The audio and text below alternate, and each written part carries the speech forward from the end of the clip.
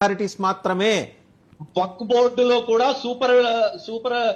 Superintendent గానే ఉంటారు తప్పనిచ్చి దాన్ని పర్యవేక్షణ చేస్తారు తప్పనిచ్చి ఇందులో నేరుగా ప్రభుత్వానికి సంబంధించి ఏ విధమైనటువంటి సంబంధము ఉండదు.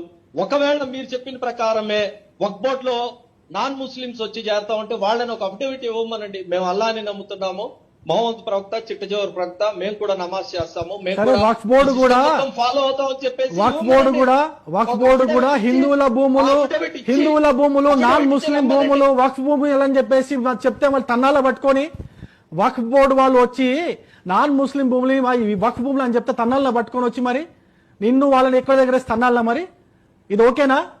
మరి వక్ఫ్ బోర్డు వచ్చి హిందువుల భూములు క్లెయిమ్ చేస్తున్నప్పుడు వక్ఫ్ ట్రిబ్యునల్ లో హిందువులు ఉండకూడదా, నాన్ ముస్లిమ్స్ ఉండకూడదా?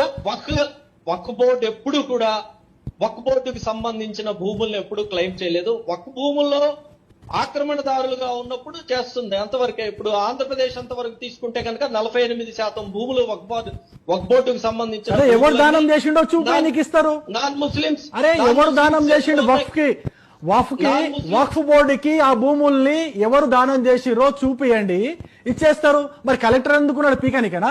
రెవెన్యూ డిపార్ట్మెంట్ ఎందుకు పీకనికేనా? వాళ్ళు ఏం చేసుకోవాలి, పీక్కుంటా కూర్చోవాలా? అరే కలెక్టర్ ఎందుకున్నాడు? ఇక్కడ రెవెన్యూ డిపార్ట్మెంట్ ఎందుకుంది దేశంలో? ఈ దేశంలో రెవెన్యూ డిపార్ట్మెంట్ ఎందుకుంది?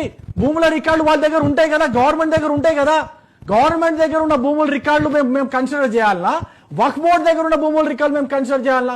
అంటే రేపు పొద్దున ఎక్కడైనా భూమి కొంటే ముందు వక్ఫ్ బోర్డు దగ్గర పోయి అయ్యా నేను ఈ భూమి కొంటున్నా, చూడు ఇది మీ దగ్గర ఉందేమో లేదా అని చూసి చెప్పి ఆయన తీసుకున్న తర్వాత అంటే వక్ఫ్ బోర్డు కన్ఫర్మేషన్ తీసుకున్న తర్వాత భూమి కొనుక్కోవాలనా?